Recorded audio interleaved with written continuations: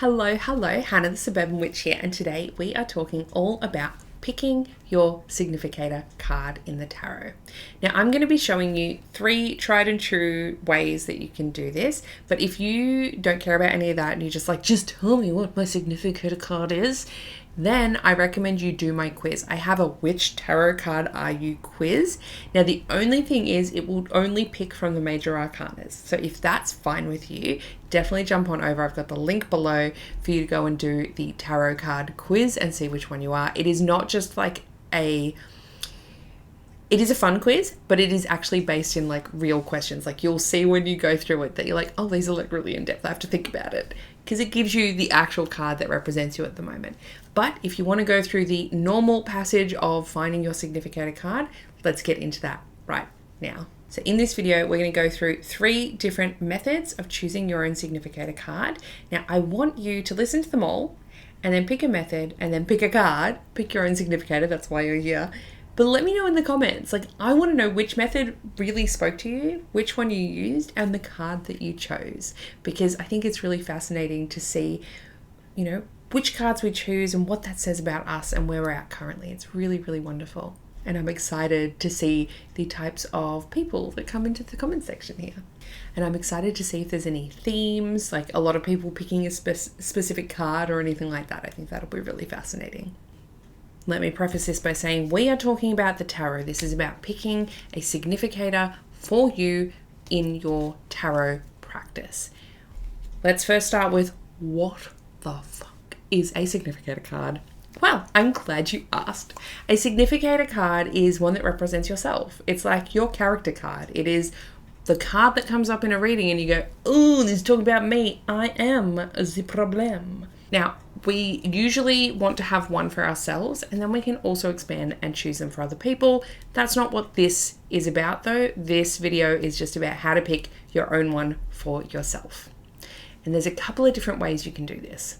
The first one is you could literally shuffle and select a card at random, right? Let's just say, okay, I don't know which card is going to be me in a reading. I don't know which one I relate to the most.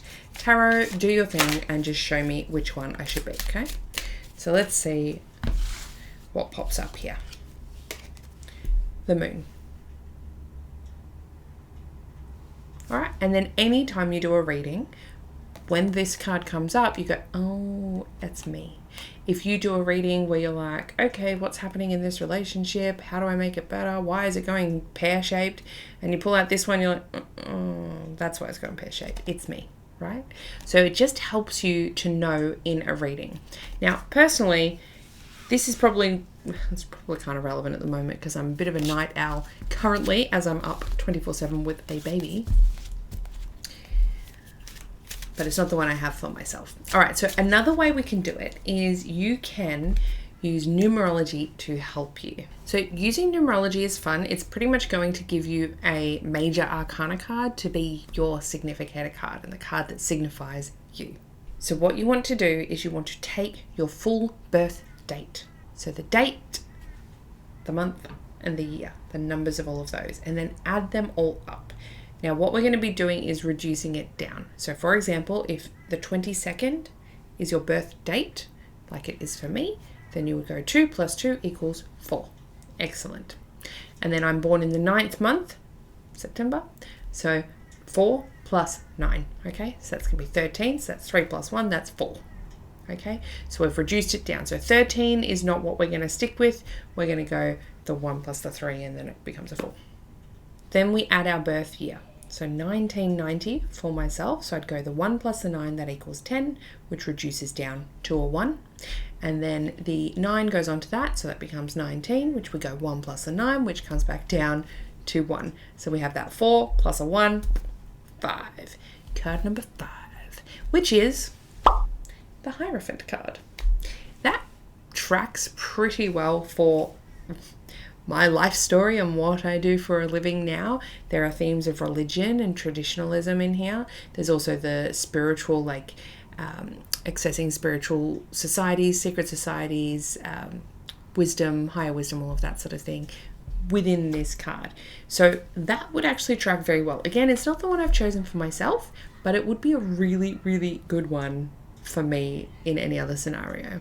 So find out what yours is, reduce it down. If you're not sure, just write out your birth date, add all the numbers up, and then keep reducing until you get a number below 10. Okay, in 1 to 9. So you might be seeing that there is a bit of a tricky part here. With numerology, it's usually reduced beneath 10, which means you're only going to get one of those cards in the 1 to 9 or 10 if you want to keep it at 10 aspect. Okay. Now, what I could have done, it could have reduced down to 14 at one point, and if I stopped reducing there, I could have chosen card number 14. You could go up to any cards in the 0 to 22. It also means you're not going to get card 0 because we don't reduce down that hard. So it is a method you can use, but it is also flawed. So do with that as you will. So we have our first method, which is picking at random. Our second method, which is using numerology to reduce down from your birth date. Our third method is my personal favorite. Now this one is where you go through your deck face up, right? So you'd be like, 3 of Wands, not really. 4 of Swords, no, that's not me. You go through, right? Now, most of the time you're going to settle on a card that is a court card.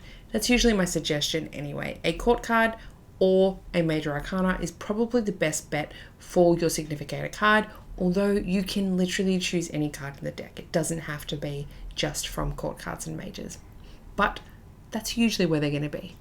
Now, I want you to have a moment, take a moment, have a think about what you know of me. This might be your first impression of me, or maybe you've followed along on my channel for a while. If so, thank you so much. If you're new, hit subscribe. I'd love to have you stick around.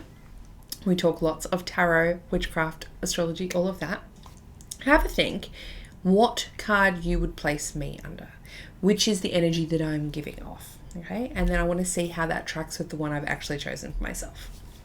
All right, ready? If you haven't picked one yet, pause it because I'm about to say which one I use. And it is the Queen of Wands. Now, I'm not a fire sign, because you could do that as well. You could go based off your astrology. There's so many different ways you can do it. The Queen of Wands just speaks to me though. She's powerful. She's creative. She's dynamic. She is fired up. She's passionate, right? She is very relaxed in the way that she is presenting herself. She's also quite witchy. I really associate her with like witchcraft and drawing on her own energy to create change in the world, right? And so she really resonates with me. Her whole energy just, I feel like that's me, at least in this time of my life. Now, the other thing is your significator can absolutely change. You could have a different one for different times of your life. So you could go through technically and you could be like, okay, the moon was probably me in my teenage years, and maybe the Hermit was me at this one point in time, maybe this here and here and here. And then when you're doing spreads, especially shadow work and things like that, you can almost talk to aspects of your past self, and then you can choose one to be your future self, who you wish to be. So there's some really interesting ways we can work with our tarot deck, right? And with significators to get a lot more information than usual, just by saying, hey, when this card comes up, it refers to me at that time period, at that age. Now, the next thing would be to pick ones for your friends and family, but we'll talk about that in another video. If you love all things tarot and you want to dive deeper, I do have a class called How to Read the Tarot. It is about 3.5 hours long. It is very easy to follow along, and you do get a cheat sheet and worksheet and things like that with the class.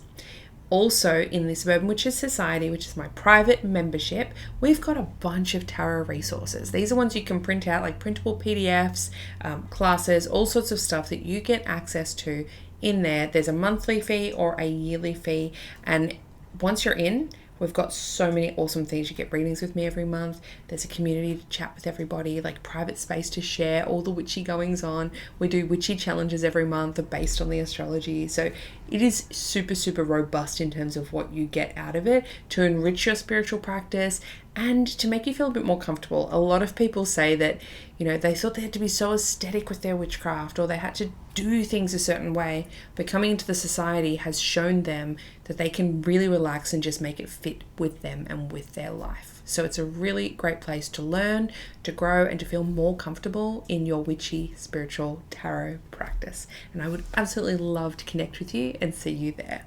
Before you go, please comment below with your significator card that you chose and the method that you used as well. I would love to hear about it. And I hope you have a lovely day wherever you are in the world today. I'll chat with you next time.